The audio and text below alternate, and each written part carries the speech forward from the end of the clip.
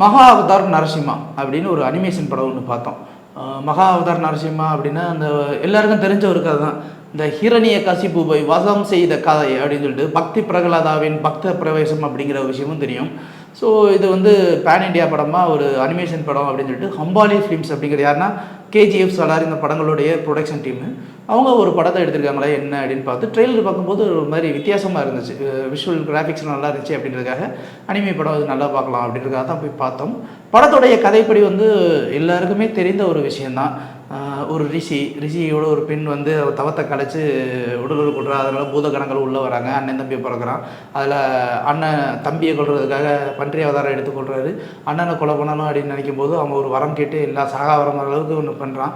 இதுக்கு சூட்சமாக ஒன்று பண்ணுறதுக்காக பையன் மூலமாகவே கொலை பண்ணுறதுக்கு ஒரு ஒரு ஒரு கைவரிசையை காட்டுறாங்க. ஃபைனலாக வந்து பக்த பிரகலாதோட பக்தி எந்த அளவுக்கு இருக்குது, அடிமைகளாகி உலகத்தை அடிமையாக்கி இருக்கிற இந்த ஹிரண்ய கசிபு எப்படி வந்து விஷ்ணு அவதாரம் எடுத்து வதம் செய்கிறார், நரசிம்ம அவதாரம் எடுத்து வதம் செய்கிறார். இதுதான் கதை.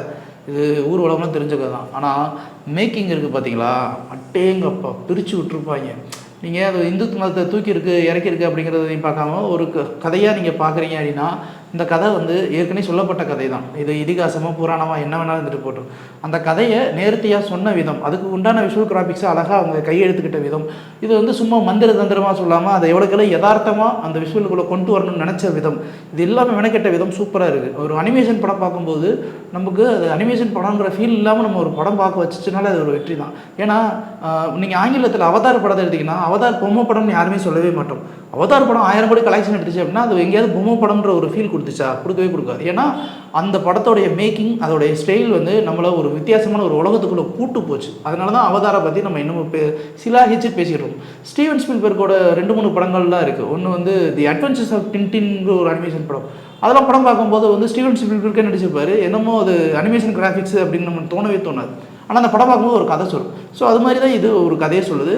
பட்ஜெட்டு நல்லாவே செலவு பண்ணியிருக்காங்க. இதில் ரொம்ப முக்கியமான ஒரு விஷயம் என்னென்னா இந்த படத்துடைய மியூசிக் வந்து சாம் சிஎஸ் வந்து நிறைய இன்டர்வியூஸில் பார்த்தோம்னா ஒரு ஆதங்கப்படுவார். என்ன ஆதங்கப்படுவார்னா, அனிருத்து, சாயா பேங்கர் இப்படி புதுசாக வந்து டேரக்டரை பற்றிலாம் நிறையா பேசுகிறாங்க, நான் நிறையா படம் கொடுத்துருந்தேன், என்னை பற்றி பேச மாட்டேங்கிறாங்க அப்படின்னு. அது உண்மைதான். ஏன்னா இந்த படத்தில் வந்து அவர் கொடுத்துருக்க பிஜிஎம்லாம் சூப்பராக இருக்கும். அவர் ஆக்சுவலாக விக்ரம் வேதா பிஜிஎம் இன்னமும் பல பேர் வந்து ரிங்டோனாகவே போயிட்டு தான் இருக்குது. ஆனால் சாம் சிஎஸ் ஒரு அண்டர் மியூசிக் டைரக்டராக தான் நீங்கள் கன்சிடர் பண்ண போகிறாரு. அவர் வந்து அவருடைய திறமைக்கு ஒரு மதிப்பு அங்கீகாரம் கொடுக்கப்படலைங்கிற ஆதங்கம் வந்து இந்த படம் பார்க்கும்போது எனக்கும் என்னாலேயும் உணர முடிச்சு. சாம் சிஎஸோடைய இந்த மியூசிக் உண்மையிலேயே சூப்பராக இருந்துச்சு. பிஜிஎம் சூப்பராக இருந்துச்சு. அதில் ஒரு பாடலும் பாடியிருப்பார். அந்த விஷ்ணுவை பற்றி ஒரு பாட்டும் பாடியிருப்பார். அந்த பாட்டு வந்து அவ்வளோ சூப்பராகவும் இருந்துச்சு. ஸோ ஓவராலாக என்னென்னா இந்த அனிமேஷன் படம்லாம் நான் ஊரில் பெருசாக பார்க்க மாட்டாங்க. ஆனால் இந்த குழந்தைகள் ஒரு என்டர்டெயின்மெண்ட்டாக ஜாலியாக ஒரு ஃபன்னியாக ஒரு படம் பார்க்கணும், அந்த உலகத்துக்குள்ளே ட்ராவல் பண்ணணும்னு ஆசைப்படுறவங்களுக்கு நீங்கள் இந்த படத்தை கூட்டிகிட்டு போய் காட்டுங்க. உண்மையிலேயே வந்து இந்த கிராஃபிக்ஸ் எல்லாமே அவங்க கண்ணுல அவங்க பார்வையில் கலர்ஃபுல்லாக இருக்கும். புது உலகத்தை காட்டும். ரொம்ப ரசிக்கும்படியாகவும் இருக்கும்.